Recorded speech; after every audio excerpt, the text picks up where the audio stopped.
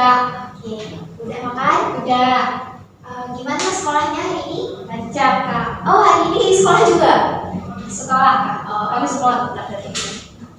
Nah, jadi kedatangan adik-adik ini, tahu nggak kita mau ngapain?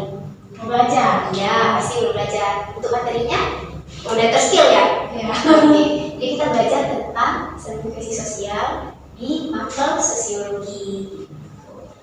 Nah, sebelumnya pernah nggak kita kepikiran ataupun kita pernah lihat nggak contoh paling terdekat gitu? Kok ada ya teman-teman yang lebih disegani gitu? Kadang-kadang ada juga orang tua kita yang nggak terlalu disegani. Pernah nggak kelihatan kayak gitu? Pernah Kak. Oke, itu apa kira-kira yang dalam beradik? Karena kadang kan kayak pejabat orang-orang segan sama pejabat. Kalau kayak orang-orang yang bukan pejabat biasa-biasa aja cuma kan. Berarti memang ada perbedaan gitu ya. Ada yang berprivilege, ada yang juga ada berprivilege ya. Kalau dia adik sendiri, ngerasa nggak? Misal kayak kita udah nggak yang belajar, tiba-tiba kita nggak dapat apa-apa nih. Sedangkan kalau kita kayak belajar juga, tapi dia nggak se-effort kita belajarnya, tentunya lulus di top 10. Nah, pernah nggak tuh kelihatan misalnya atau teman-teman adik yang paling dekat? Nah ya. Nah, ternyata dalam konsep sosiologi itu dinamakan dengan stratifikasi sosial. Nah, sebelumnya tahu nggak stratifikasi sosial itu apa? Enggak. Oke, berarti kita mulai dari definisinya ya.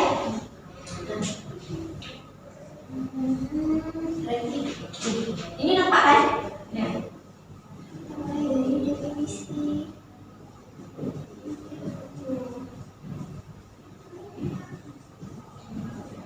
Nah, secara umum arti stratifikasi sosial ini itu adalah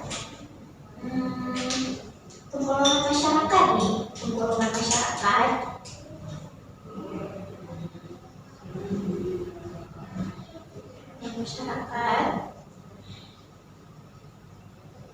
ke dalam lapisan-lapisan tertentu.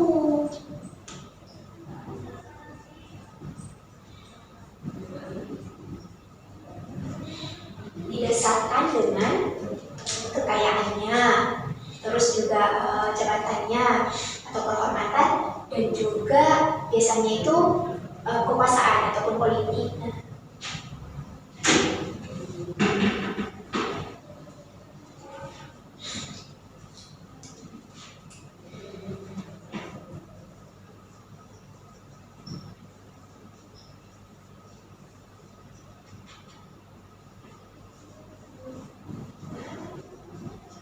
Atau prestisnya. Kenapa Kak ada penggolongan masyarakat ke dalam lapisan-lapisan tertentu? Ini didasari oleh 3 hal, misalnya kekayaan, kekuasaan, dan kehormatan atau prestis. Nah, ini memang terjadi secara alamiah gitu di dalam lingkungan sosial kita. Kita namanya aja sosial gitu ya, saling berhubungan, saling interaksi dan terkait satu sama lain, sehingga menyebabkan adanya penggolongan ini. Nah, kemudian memang harus kita ini ya keywordnya dulu.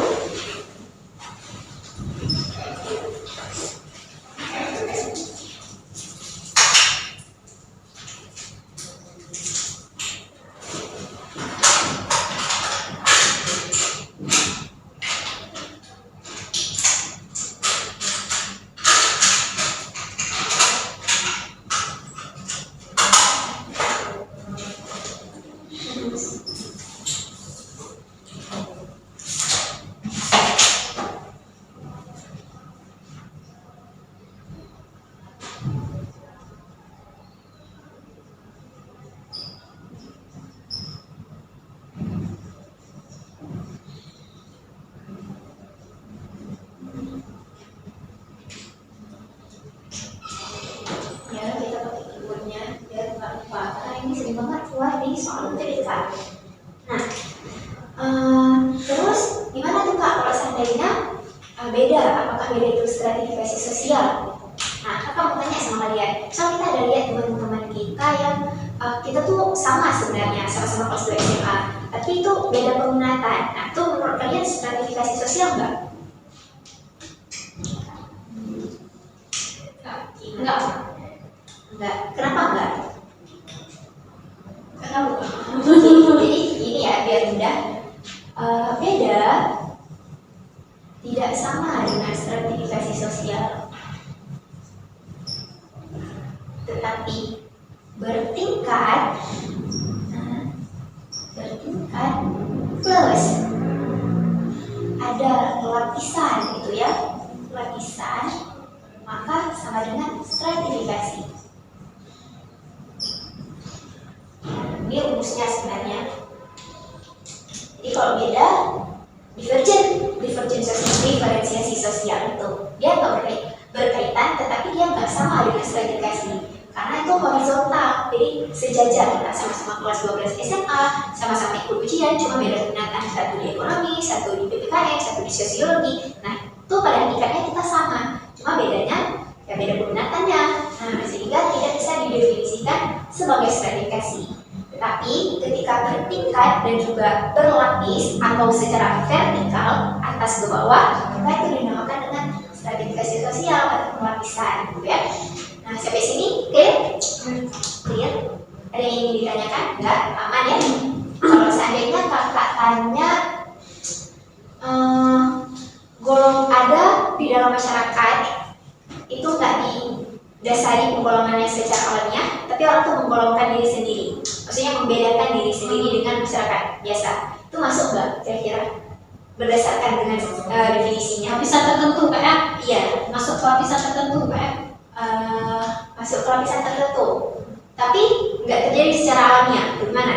Orang over PD gitu Pak ya? Orang itu ya? Iya, maksudnya orang tuh membedakan diri sendiri dengan kelompok yang lain. Ya nggak masuk Pak ya? Nggak masuk ya, betul sekali maksudnya. Kasih ya. Nur Fadliani, mantap kali. Karena memang itu nggak termasuk, nggak terjadi secara alamiah, nggak didasarkan dengan kekayaan, kemudian nggak didasarkan dengan kekuasaan, juga kehormatannya. Tapi mereka hanya membedakan diri sendiri dengan masyarakat. Apa pembedanya kita nggak tahu. Misalnya itu nggak digolongkan ke dalam stratifikasi sosial. Oke, kalau udah clear di definisinya, kita masuk ke teori stratifikasi sosial ya.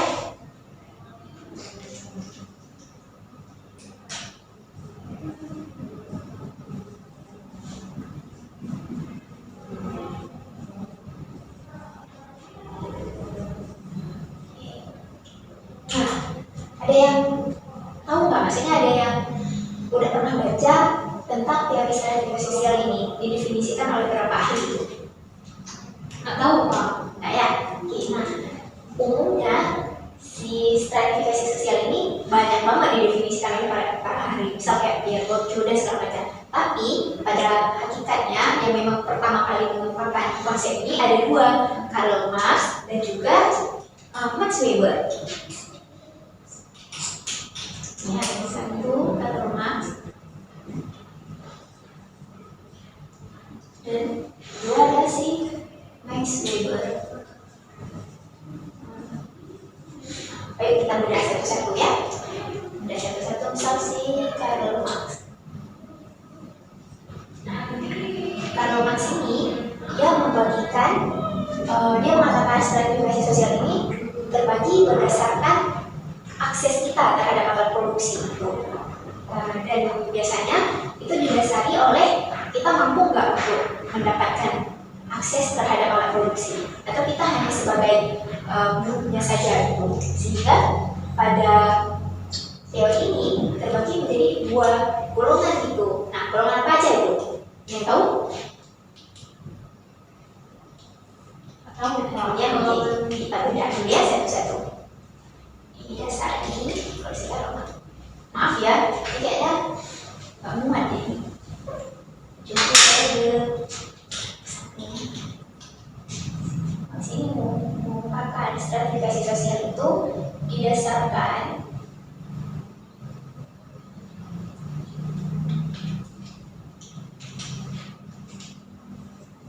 akses terhadap alat produksi.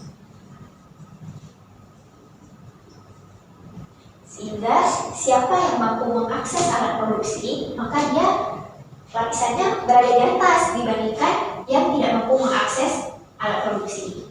Nah,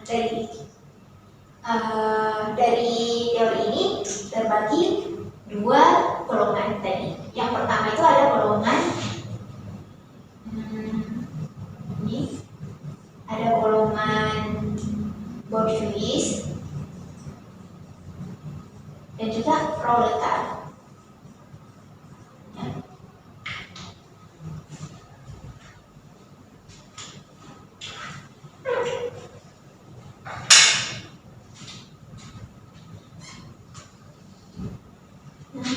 Kaum bourgeois ini apa nih kak? Kira-kira kalau mau tanya sama kalian, sering kan buka nih? Maksudnya kalian pakai TikTok kan? Kalian juga sering dengar misal, oh ada kaum bourgeois nih, ada kaum proletar. Nah, kira-kira ada yang tahu nggak? Kaum bourgeois itu apa? Kaum proletar itu apa? Enggak. Enggak ya? Oke, ya udah kita coba telah satu-satu dulu ya. Golongan bourgeois. Golongan bourgeois ini adalah golongan atas ya, atasan ataupun orang yang memiliki akses terhadap alat produksi.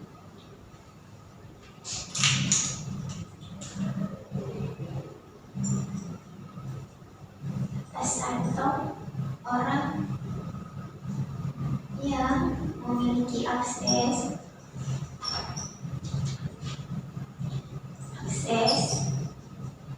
terhadap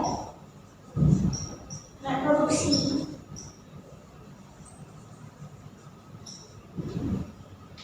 Sedangkan kaum proletar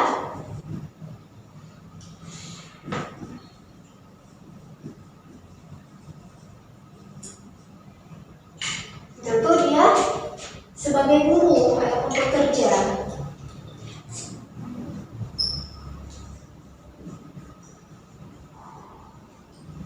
Nah, sampai sini untuk teori si Karl Marx. Clear ya? Paham ya? Ya, paham. Nah, berarti kita lanjut ke si teori si Max Weber itu. Karena memang pada stratifikasi sosial ini yang hits itu hanya diperkenalkan oleh 2 orang, dan yang hits dan yang pertama kali itu. Nah, mari kita lihat si Max Weber. Kalau Max Weber, ada yang tahu nggak dia merupakan tentang apa nih? Enggak. Ya, kalau gitu lagi si Max Weber ini berpendapat kalau stratifikasi sosial itu nggak bisa didasari oleh 2 hal. Misal nggak bisa didasari oleh akses terhadap alat produksi. Dia membantah si Karl Marx karena di dalam masyarakat itu kita heterogen ataupun beragam nih kan, beraneka ragam, sehingga kalau cuma didasari dari 2 hal ini akan memunculkan konflik sosial gitu. Jadi dia mendefinisikan lebih luas lagi, jadi memasukkan 4 unsur. Yang pertama, 3 unsur itu. Yang pertama itu ada kekayaan, kemudian ada kekuasaan ataupun political, dan yang ketiga itu ada yang namanya kehormatan atau prestis. Nah, ada yang tahu nggak 3 hal ini bedanya apa aja? Enggak, Pak. Ya, oke. Plastik itu apa? Mewah kan? Kalau prestis itu ya berkaitan dengan kehormatan. Nah, misal dia mau beli tas Hermes nih, apakah dengan dia pakai tas Hermes itu akan meningkatkan kehormatan dia, value dia? Bisa mantap nih si Nurfazlian ya. Oke, mari kita kasih start jam 1. Nah, jadi si Max Weber itu dia mengumpulkan stratifikasi ini dibagikan atas 3 faktor dasarnya itu. Yang pertama itu ada kekayaan. Nah, kekayaan ini berkaitan dengan apa? Kekayaan Harta. ya, harta itu ya, harta dan tahta. Oh, kalau tahta dia masuk ke mana coba? Dari 3 ini, kekayaan, kekuasaan, dan kehormatan. Nah, tahta itu masuk mana? Kehormatan. Oh iya, mantap sekali, betul. Nah, jadi kalau kekayaan ini berkaitan dengan harta, berarti dia apakah dia memiliki modal yang banyak atau dia memiliki aset gitu sehingga mampu menggerakkan orang di sekelilingnya, gitu ya. Harta yang mampu menggerakkan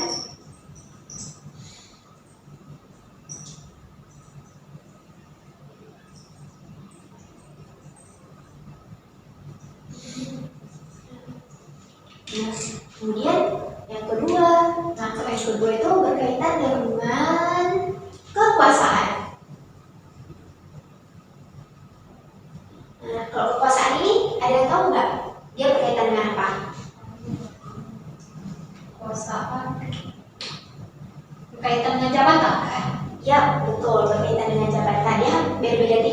kehormatan. Nah, kalau kehormatan ini dia jabatan yang diberikan. Kalau kekuasaan ini dia erat kaitannya dengan politik.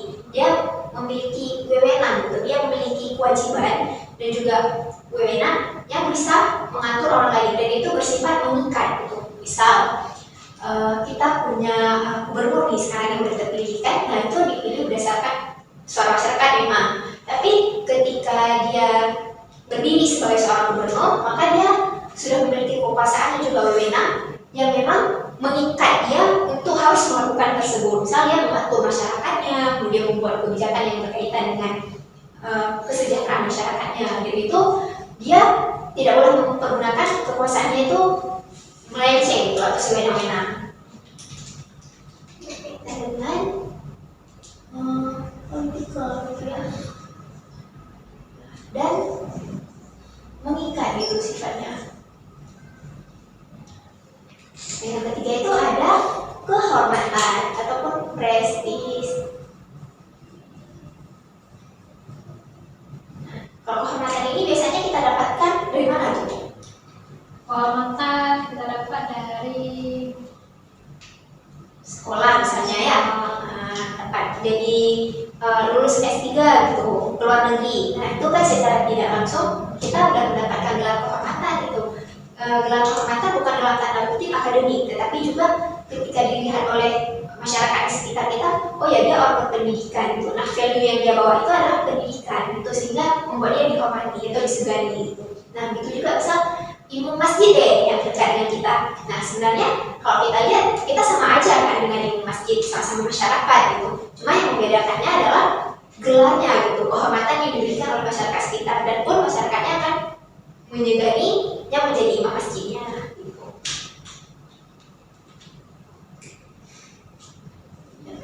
Oh keluar ya.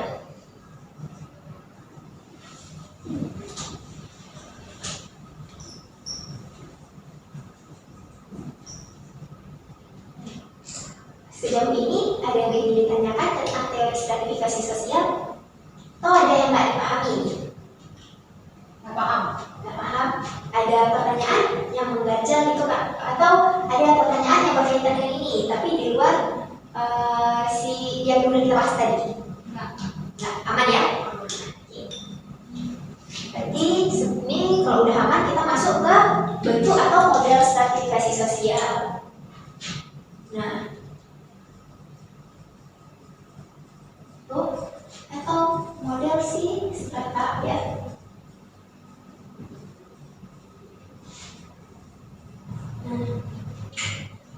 Kalau ini udah ada yang pernah baca tentang bentuk atau modelnya? Belum. Coba tebak berapa aja ada modelnya itu? Ada 3 ya? 3. Oke, betul sekali 3. Nah, coba 3 itu apa aja? Tahu. Enggak ya, enggak tahu. Oke, nggak apa-apa sih. Coba kita bahas. Kalau lain ada yang tahu? Oh, enggak juga. Oke. Nah, jadi ini ya bentuk atau model stratifikasi sosial itu memang ada 3. Yang pertama itu terbuka ataupun ya terbuka, kemudian yang kedua ada tertutup, dan yang ketiga campuran. Oke, ini kita highlight ya. Terbuka.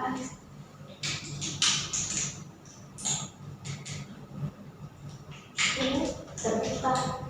Nah, kalau terbuka ini gimana tuh? Maksudnya? Berarti dia terbuka. Terbuka aja gitu. Ya. Bisa diakses sama orang ya gitu. Dia iya kayak gitu kan. Gimana?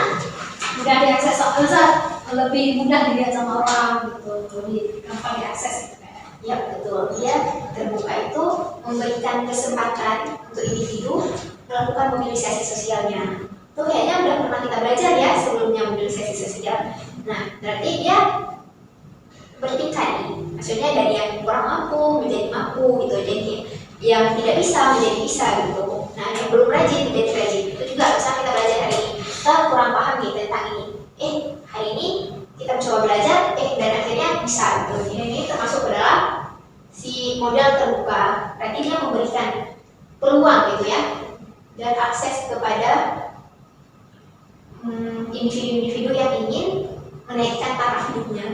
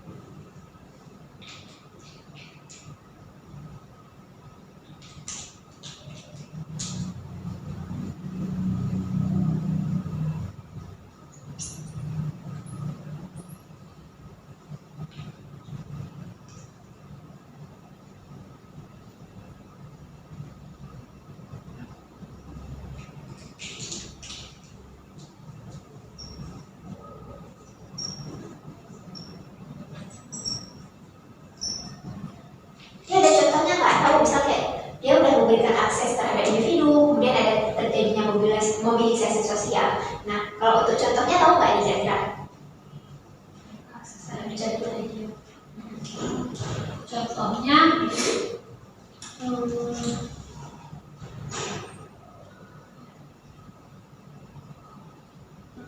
kayak ini ya pelayanan umum gitu Kak ya. Itu jauh sekali, betul. Tapi jauh sekali dengan pelayanan umum karena dua hal yang berbeda, tapi ada kaitannya. Nah, kalau contoh dari model stratifikasi terbuka ini adalah misal orang tuanya katakanlah petani gitu pertamanya, ketika anaknya mencoba untuk belajar tiba-tiba anaknya jadi dosen. Nah itu kan naik taraf hidupnya. Berarti ini ya kayak mengangkat derajat keluarga gitu ya. Nanti lagi tadi mengangkat derajat keluarga gitu ya. Jadi ya, stratifikasi sosialnya jadi naik gitu ya. Secara tiba-tiba gitu Pak ya. Enggak soalnya kan tadinya ayahnya petani itu tiba-tiba kan anaknya udah jadi dokter tadi. Stratifikasi sosialnya jadi naik. Iya betul. Nah, dia mengangkat derajat orang tuanya gitu ya. Betul sekali. Mari kita kasih start change. Nah, dia naiknya itu ada yang konstan, ada yang perlahan. Misal kalau kasusnya orang tuanya tadi, kemudian dia jadi dosen itu butuh waktu dia belajar, kemudian akses pendidikan. Karena memang dia kan si terbuka ini memberikan akses gitu. Mau itu pengangguran sekalipun ataupun anak tukang becak sekalipun, ketika diberikan akses, maka dia akan mampu menjadi berdaya gitu, mampu meningkatkan taraf hidupnya sehingga stratifikasinya naik gitu. Contohnya seorang anak petani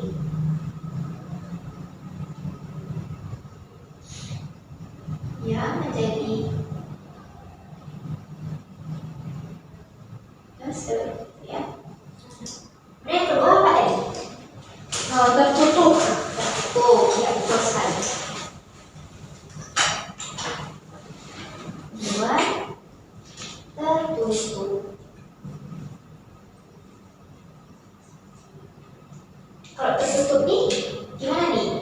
Apakah kebalikan dari terbuka atau dia punya definisi sendiri? Ada yang paham? Ada yang tahu? Tidak ada yang penting. Kalau tertutup itu, dia kebalikan dari terbuka. Tidak memberikan akses terhadap individu sehingga tidak pernah terjadinya mobilisasi sosial, sehingga status orang akan ada di situ-situ terus, dia nggak akan meningkat dan juga nggak akan menurun.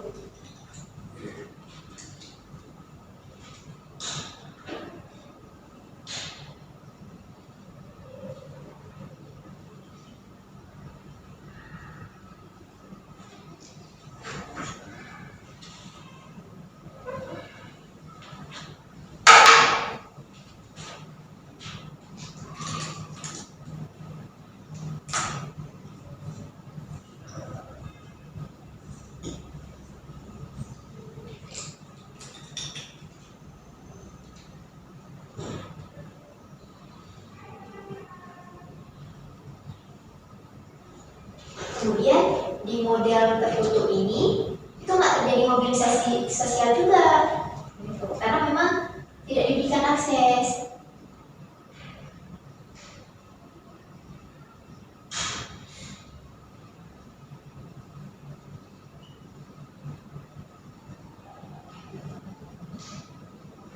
Nah, karena dia tidak diberikan akses, maka dia tidak menaikkan taraf hidupnya. Contohnya apa tuh kira-kira?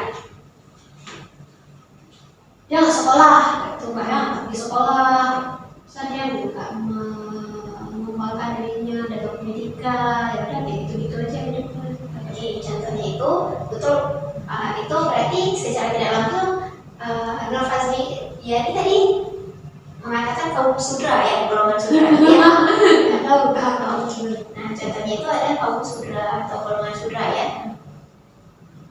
Nah, golongan sudra ini dia butuh memang.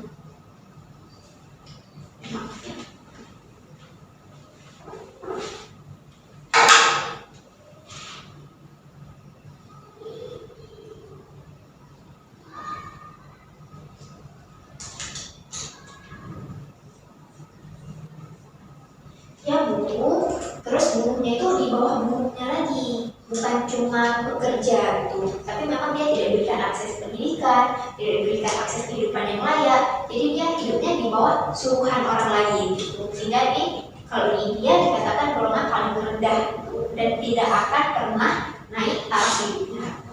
Nah, yang ketiga itu ada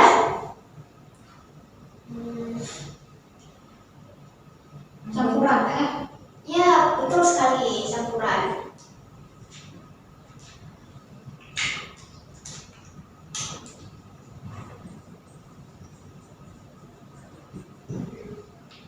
Campuran ini gimana tuh?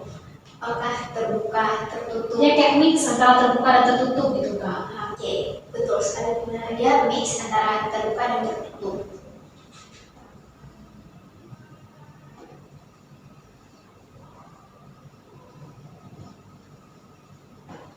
Dan tertutupnya, nah, contohnya apa tuh?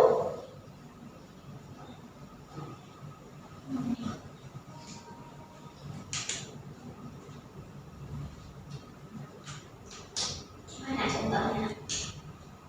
Contohnya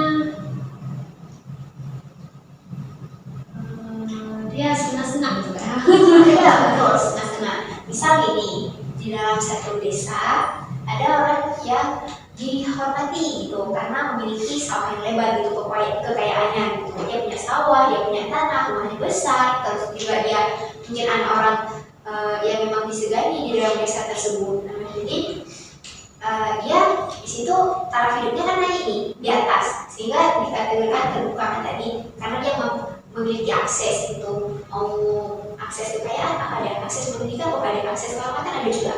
Nah, tapi ketika dia melakukan pergerakan, misal dia merantau nih keluar kota gitu, katakanlah dari Aceh ke Jakarta, di Aceh dia dihormati, jadi di Jakarta dia sebagai seorang perantau, maka taraf hidupnya itu akan turun, dia bukan lagi anak seorang yang dihormati gitu, dia tidak memiliki kekayaan yang banyak gitu, karena memang sudah turun derajatnya menjadi perantau. Ya, misal presiden kuliah ke luar negeri gitu Kak. Di luar negeri mana tahu dia presiden kan? Iya. Di Indonesia dia tahu kok itu ada presiden.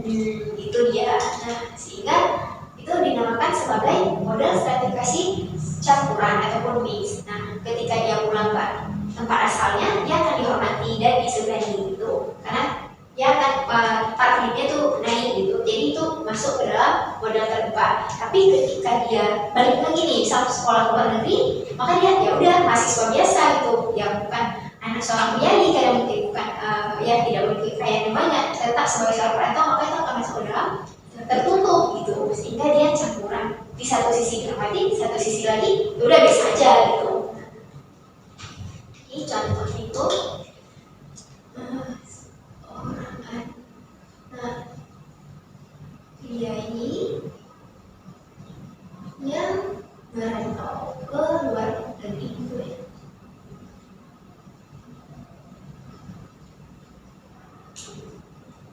Sejauh ini clear? Clear Kak? Ada yang ingin ditanyakan? Enggak. Aman ya? Aman Kak. Oke, kalau aman, nah kita masuk ke latihan soal post test ya.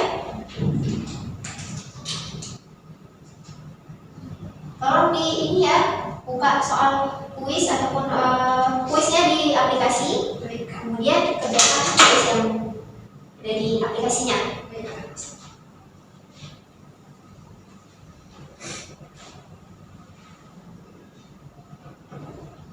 Gimana, aman?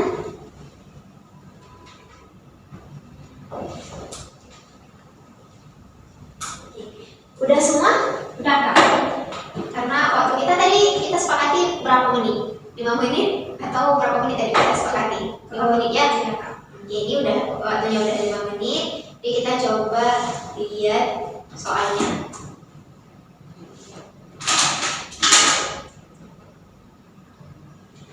Sebentar ya.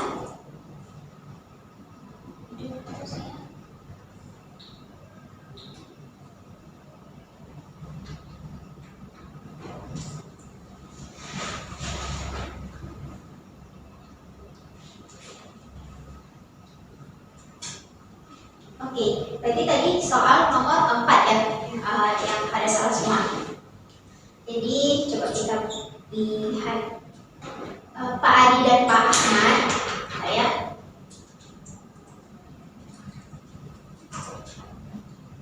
di sebuah lingkungan masyarakat, Pak Adi dihormati karena ia adalah seorang tokoh agama yang bijaksana, sementara Pak Ahmad dihormati karena kekayaannya yang melimpah. Meskipun sumber penghormatannya berbeda, keduanya berada di lapisan masyarakat tersebut. Fenomena ini menunjukkan bahwa stratifikasi sosial adalah, tadi banyak yang jawab berapa soal, jawaban keberapa?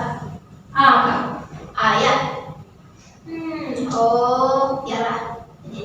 Karena jawaban yang benarnya itu adalah B, yaitu bentar ya, ada dulu. Stratifikasi mana nih? Pengelompok. Ya betul, pengelompok B, jawaban B yang benar. Karena pengelompokan masyarakat secara bertingkat berdasarkan sesuatu yang dihargai. Nah, kenapa A salah keinginan setiap individu untuk hidup mandiri tanpa bantuan orang lain? Karena tadi di penjelasannya kita nggak ada bahas ya, apakah orang itu mau hidup mandiri atau enggak. Tapi stratifikasi sosial itu tetap melekat gitu, mau kamu hidup mandiri atau enggak, gitu kan? Nah, kemudian kurang tepat karena dia justru stratifikasi sosial justru membahas tentang hubungan antar manusia. Kan dari awal kita udah disclaimer ya tadi, kalau sosial itu berkaitan, saling berinteraksi dan juga saling terhubung satu sama lain gitu. Nah, jawaban B menjadi tepat karena stratifikasi sosial pada dasarnya itu memang adalah pembeda antara satu posisi dengan posisi lain. Misal kayak yang tadi kita bahas, mana ya, orang ada yang dihormati dengan kekayaan, ada yang dihormati dengan kekuasaan, dan ada yang dihormati dengan kehormatannya gitu, atau prestis. Nah, tadi kan kasusnya Pak Adi, dia dihormati karena kehormatannya gitu ya, sebagai seseorang yang dihormati ataupun jabatannya. Sedangkan Pak Ahmad dia dihormati karena kekayaan, sama-sama dia masuk ke dalam stratifikasi sosial, tapi beda faktornya gitu, satu kekayaan, satu lagi kekuasaan. Nah, jadi jawaban yang benar itu adalah B. Kalau C salah karena kita nggak bahas ya kalau stratifikasi sosial dari proses perpindahan penduduk dari satu wilayah ke wilayah lain. Itu namanya urbanisasi ya, bukan stratifikasi sosial. Nah, kalau yang D, pembagian tugas yang sama rata pada seluruh anggota masyarakat. Nah, kalau sama-sama dibagi tugasnya itu namanya gotong royong gitu, saling bahu membahu gitu. Kalau yang stratifikasi sosial ini tetap ada beda karena vertikal. Jadi jawaban yang benarnya itu adalah B. Nah, aman ya sejauh ini? Oke. Jadi adik-adik, sebelum kita akhiri karena waktu kita pun terbatas, ada yang mau coba simpulin apa yang boleh kita belajar hari ini? Bahwa orang-orang bisa dihormati, bisa dihargai karena ya stratifikasi sosial tadi. Kalau misalnya dia punya kekayaan, kekuasaan, kehormatan, dia bisa disegani, dihargai di masyarakat. Kalau nggak ada, ya udah kayak biasa-biasa aja gitu kan. Oke, benar gitu ya, itu kesimpulannya. Jadi ada tambahan dari kakak, kalau stratifikasi sosial itu memang akan ada di masyarakat karena memang terjadi naluri ya secara alamiah. Nah, kalau dari definisinya memang tadi itu lapisan-lapisan tertentu, golongan masyarakat ke dalam lapisan-lapisan tertentu. Ingat saja kata golongan, kemudian ada lapisan-lapisan tertentu, keywordnya ini. Kemudian beda bukan berarti stratifikasi, tapi ketika bertingkat dan berlapis maka itu dinamakan stratifikasi. Nah, kalau untuk teorinya itu tadi kita ada dua ya, Karl Marx itu tetap dia akan berkaitan dengan bourgeois dan proletar, akses terhadap produksi atau enggak, sedangkan si Max Weber itu terhadap tiga hal, kekayaan, kehormatan, dan juga kekuasaan. Nah, kalau bentuk ataupun model si stratifikasi ini ada terbuka, tertutup, dan campuran. Ingat aja seperti itu. Kalau terbuka dia akan naik, kalau tertutup nggak akan pernah naik. Kalau si campuran ini akan naik dan akan turun sesuai dengan tempat dan wilayah yang sedang diduduki. Ya, oke teman-teman, oke adik-adik, jangan lupa tetap semangat belajar. UTBK di depan mata. Drill soalnya jangan lupa ya untuk ya dicek terus aplikasinya. Kalau memang ada kuis ataupun ini yang bisa dikerjakan mandiri, kerjakan mandiri. Besoknya kita bahas 5 menit sebelum masuk materi selanjutnya, kita bahas soal yang udah ada latihan di rumah. Ini aja dari kakak hari ini. Tetap semangat teman-teman. Yang putus asa, insya Allah lulus kok ke universitas impian kalian. Oke. Assalamualaikum warahmatullahi wabarakatuh. Waalaikumsalam warahmatullahi wabarakatuh.